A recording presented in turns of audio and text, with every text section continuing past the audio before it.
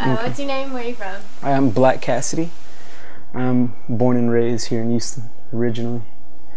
Pure Texan. And what do you do? What's Uh, your art form? my art form, I work with a lot of mixed media. Uh, mainly, or primarily, it was a lot of ink work. For the moment, I'm doing a lot more murals, and that's kind of my focus right now, is getting up as big as possible on whatever surface I can. You know, making canvas is one thing, but like being able to be on the side of a building it's a completely different ballgame. I love it. So do you prefer to work with pen and ink, or do you prefer to work with paint? I prefer pen and ink because that's where I started. I started drawing comic books as a kid, and that was pretty much where I got my start. Comic books and cartoons from coloring books. I would trace all the coloring books. And so that's been pretty much what's kind of trained me into doing any other art form, is working very detailed with pen and ink. So that was the first thing that kind of like intrigued you about artwork. Did you know that it was art when you were doing it as a kid, or No. did you find out later? Probably even still to this day, sometimes I don't even think it's artwork, because it comes, hopefully it doesn't sound too pretentious, but it just comes so natural. I've always just drawn, and matter of fact, I honestly didn't care about it for most of my life. I gave so much art away just because I could draw another one the next day, you know, or at least that's how I felt about it. So when did you decide that you wanted to, I guess, like expand your work, or when did you decide that you wanted to take your work seriously and start putting it out there more and more? Actually, almost 3 years. 3 years ago was when I was kind of under a rock for many years.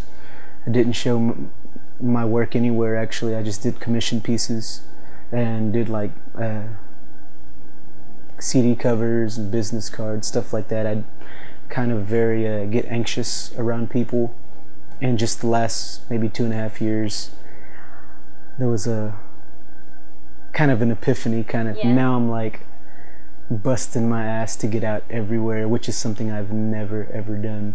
So it's pretty recent. Tell us about like the epiphany, like what happened? Or what you felt? Two things really. I mean, one of them is I started getting treated for my ADD, which that actually brought on a lot of anxiety. Before I ever got treated, I didn't know that's what I was really dealing with. And honestly, once I started getting medicated for that, my anxiety went away, and for the first time in my life, I was able to see literally clear. I didn't know that. I hated focusing so much. I would literally look at the world through blurry eyes because it was too much for me to focus. So I wouldn't focus until I was actually drawing or like reading something. And then October the 4th in 2013, I got hit on my bike and almost got killed just a few blocks away. And so since October till now, like if you look like on my Instagram, you can see that was the first time in my life where I was like, dude, like if I died today, I have all this artwork boxed up and I've been scared for so long. Now I'm like actually doing artwork, but now I almost got killed. So that was like the second like kind of jump starter, I guess. So like after you got treated, did you start to create more of a process or like a method to your work? Or tell us about that, like what comes in your mind when you start working on a piece? Well, before I start working on a piece, I always have it in my head, you know. It just depends on where my inspiration came from for each piece.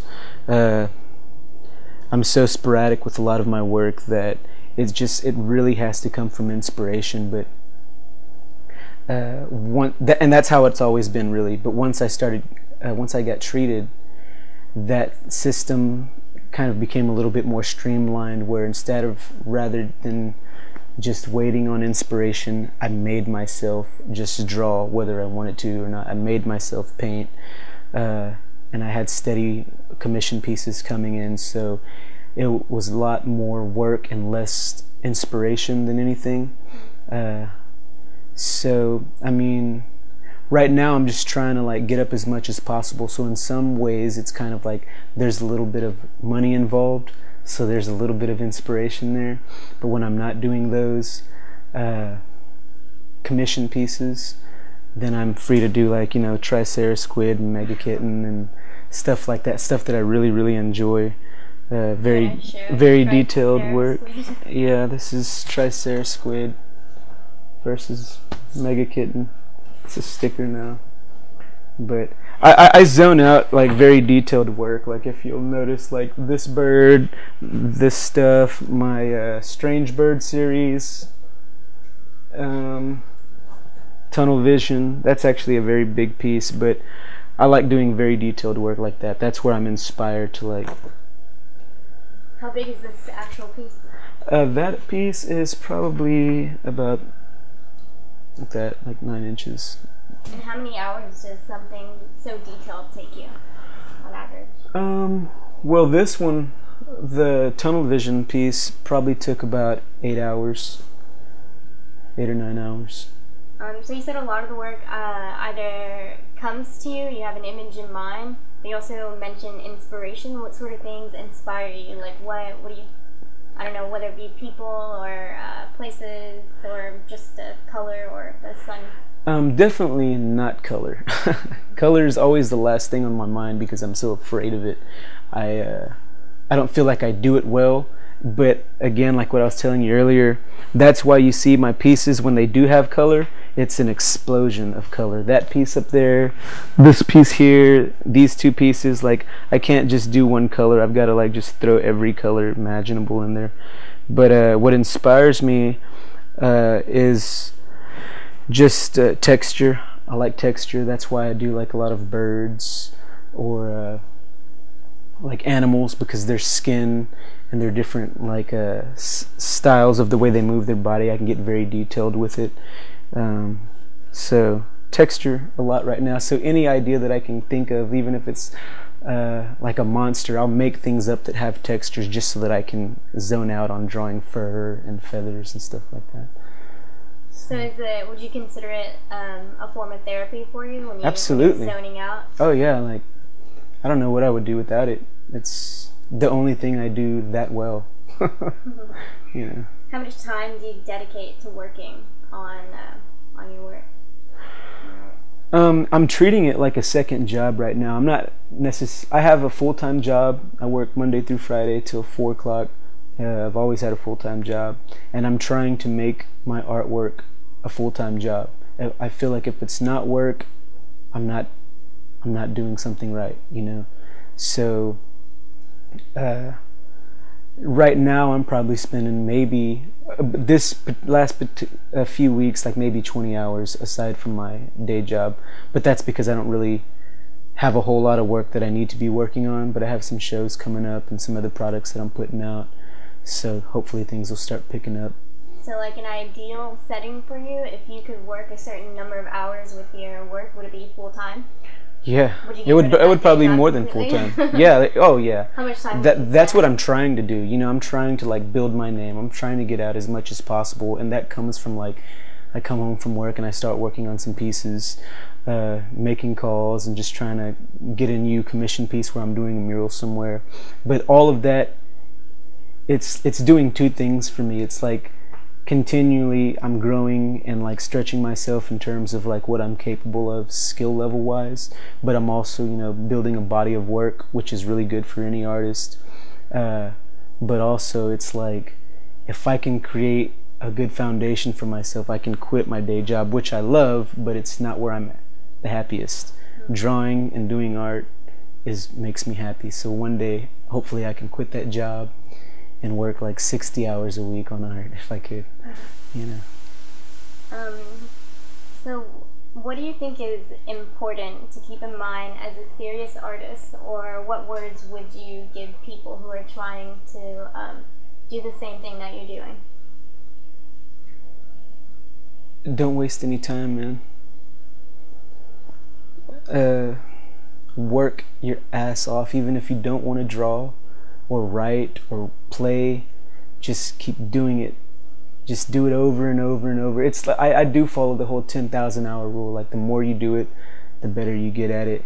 I like there's this philosopher named Alan Watts, and he says this. He's always encouraging people to do what they want to do. Like he's this big college professor, and he's always telling his students that like once they're done, he's like, okay, you've got your degree, all this shit that you've worked so hard for, but what do you really want to do? And once they tell him what they want to do, he's like, well then forget everything, go do that. And he says because at some point, the more you do it, the better you get at it, and the better you get, eventually you'll become a master at it. And once you become a master at something, you can levy a fee for it and make a living off of it. And so I tell young people, man, pick something. Just pick one thing and just dive into it and don't ever stop. Because even if it's like picking up bottle caps, you know, like who knows, you can end up with you can build a house, you know, if you've been it for 20 years, you know, you can do something with it. Beautiful. This is kind of not related, but also is kind of related. You mentioned Alan Watts. Are there any other people kind of like associated with him, other authors that you find like have really encouraging words that you keep in mind? Or just authors in general that you like to read? Yeah, authors in general, actually. Hunter S. Thompson, Charles Bukowski, Hemingway, those are actually some of my biggest inspirations. And it's not just their writing, it's more of the way they lived their life, the people that they were. They were just really big personas. And so they actually inspire me a lot, because I never want to do what everybody else is doing. As an artist, I feel like that's very important too, to like be different, try and stretch yourself and do something that nobody expects. And those particular authors seem like they were that way, not in just their writing, but in their whole persona. Kind of like Salvador Dali, you know, he wasn't just a painter, he was like, he did performance art, he made films. Just in his personal life alone, he was a very eccentric person. So that's kind of what I'm gearing toward, like just being different, to create myself, yeah, and just be unlike anybody else, you know. That kind of like frightens me. That I turn out like everyone else as an artist. I don't want to do that. Yeah. So what are you working on right now? Do you have any collaborations going on, or is there somewhere we can go to see your work? Any upcoming event? The next event coming up is I'll be selling at this Cassius CD release party on Friday. I'll just be like vending there, selling some of my t-shirts, stickers, and prints. Some of these other paintings I've got to finish by then. And then I just found out today that we're gonna have an event for our Free Art Fridays event. We're gonna have our first get together at Aerosol Warfare in October. Those guys have really been instrumental in really like backing us and helping us create a foundation. Gonzo, right? Yeah, Gonzo. Yeah. Sweet man. Yeah, he's awesome, man. And his wife is like, she's awesome too, man. She really hustles, and she's been the one that's been working with us the most. So that's in October. I'm also doing this event called the Museum Experience, which is in the Museum District, and I'm overseeing the artist for this particular event, where there's this area called, they're calling it for this particular event, Zone 4, which is like the whole Herman Park area. We're going to shrink wrap around all the trees out there, and then there's let me see, like 14 of us that are all going to be painting out there for that day, and that's in September, like September the 27th, I believe.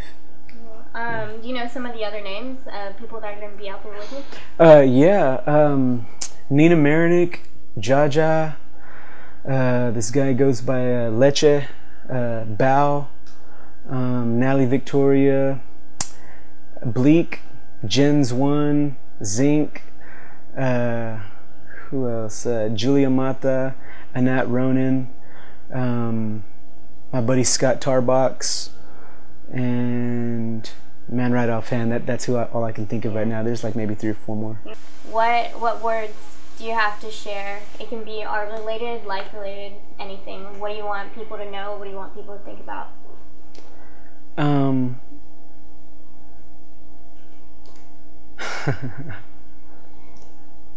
Well, I guess I'll just relate it to art. To me, the process is the most important part of making any art, whether you're writing a song or gearing up for an acting gig or painting a painting. The finished product is just this much of the actual work involved. You know, once you have the finished product, you don't have to do anything else. It's finished, but that's what people see. And to the artist and the person that admires it, I would say the most important part is the time and the energy that you pour into that, man. I've cried while I've painted before, like just the frustration that goes into some of them. I've wanted to throw them out the fucking window, you know. And people don't know those things when you're writing a song or when you're like acting and you're trying to get every little thing right, because the reason that matters is because nobody is making you do it. In most cases, you're not promised a paycheck or that anyone's even going to give a shit or even like it. Matter of fact, once you're finished with it, you're at your most vulnerable spot, because everyone's going to look at it and they're going to judge the hell out of it. They're going to love it or they're going to hate it, and you did it just because it's just what's going on in your soul, you know. So I say in those times, man, like just work on your craft, just put all the time and energy that you have into it, and whether people hate it or not, it's worth it to know that at the end of the day you did it and they didn't. You know, I think that's really what separates people who are just kind of dabbling in it and people who are giving their life to it. What's the most challenging thing you've had to deal with in life or just, as in art? Working in art, yeah, working in the art world. Business. I hate business. I hate having to sell shit, you know. I just like making art. Never started making art for any money, but I see how, especially since I've kind of feel in a way a little privileged having been away from the art scene and just kind of as an onlooker, I see people like getting very changed by the business. It influences their art. It influences what they're putting out or what they're painting. And the more I get involved in with a bunch of people who are helping me, consultants and business managers who want to like help push me along and stuff, I hear them all saying all the same things. It's, man, like you've got to sell yourself as a brand. And while I know that's true, it's been true for years as an artist, it's so fucking draining, because I have to work a day job already that's draining, and then coming and then busting my ass doing artwork is draining, and I almost don't have enough energy to put into business. Is a complete other art form. Like it really is. And I'm the type of person, probably for me, the reason I hate it so much is because I don't like to half-ass anything. I don't want to learn just a little bit of business. I feel like, dude, I've got to learn it all. I've got to figure it all out so that no one will screw me. So that if I learn the full business, then it still helps me to stay in control of my artwork. If I like give a little bit of control to other people, then they have the ability to kind of influence me in directions that I don't want to go. So that's the thing, is like I feel like I've got to give so much energy to that, because it is a huge part of what I'm trying to do as an artist. I've got to like make sure that it doesn't influence my content and the way I do things, you know. So that's a big challenge for me. Yeah, definitely. And the last thing, do you have a website you want to share, or Instagram name, Facebook name? How can we find you? You can, right, for the time being, you can go to Facebook and find me at Black Cassidy Art. I have an art page. And on Instagram, it's Oh No He Didn't, OHNOHEDINT, one word. And right now that's the only place you can really find me, but I'm working on getting a website up because I've got a lot of product, and I kind of didn't want to like spend time putting that up until I actually have a lot of shit to sell. So that's coming soon. It'll be before the end of the year. Do you have a final over and out? Adios. Man, I love you, Houston. I love Houston so much. They've been so, since I hit the scene like almost 2 years ago, they've like, even like people that I admire, they've been so welcoming to me and so encouraging, and have really like, a lot of people have actually sought me out, and that's like something I've never tried to do or experienced, and it just makes me feel like all of what I just talked about, like all the time and energy that I put, it actually does mean something, you know. So to the city, man, thanks so much.